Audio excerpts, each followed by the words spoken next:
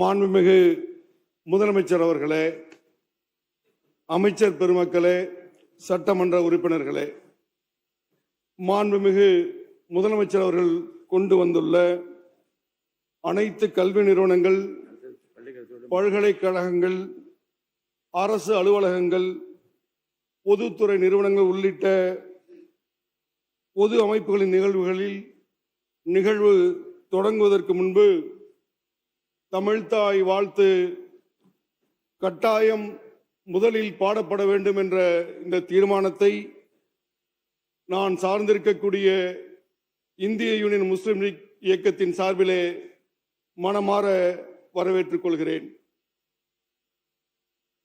அரசியல் நிர்ணய சபையிலே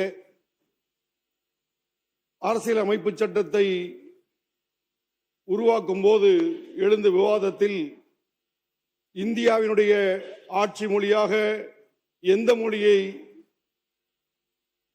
உறுதி செய்யலாம் என்ற விவாதத்தின் போது இந்திய யூனியன் முஸ்லிம் லீக்கினுடைய மகத்தான தலைவர் கண்ணியமிகு காகிதம் இல்லத்தவர்கள் அந்த அவையிலே தமிழ் பேசக்கூடிய பலர் இருந்தாலும் கண்ணியமிகு காகிதம் இல்லத்தவர்கள் இந்தியாவினுடைய ஆட்சி மொழியாக தமிழ்தான் இருக்க வேண்டும் என்பதை அழுத்தம் திருத்தமாக பதிவு செய்ததன் அடிப்படையிலே அதன் வழியிலே வந்திருக்கக்கூடிய இந்திய யூனியன் முஸ்லிம் லீக்கின் சார்பில் நாங்களும் அந்த தீர்மானத்தை வழிமொழிகிறோம்.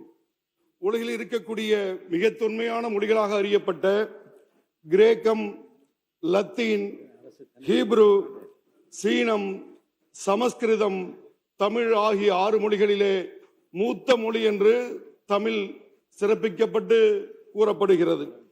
உலக மொழிகளுக்கெல்லாம் தாய்மொழியே தமிழ்தான் என்று கூறப்படுகிறது.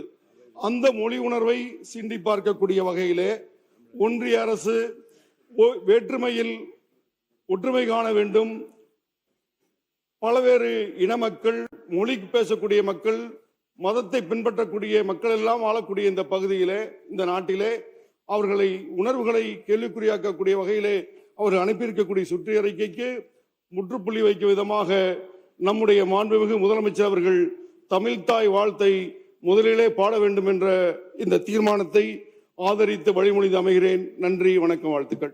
மாண்புமிகு உறுப்பினருக்கு மட்டுமல்ல மற்ற உறுப்பினர்கள் நான் தெரிவிக்கின்றேன். செல்போனை உள்ள கொண்டு வரக்கூடாது என்று ஒரு விதி இருக்கிறது. அதை பார்த்து படிப்பதும் இங்கே அதை உபயோகிப்பதும் விதிகளுக்கு முரணானது. அடுத்து வருகிற போது அதை கடைபிடிக்க வேண்டும் என்று கேட்டுக்கொள்கிறேன்.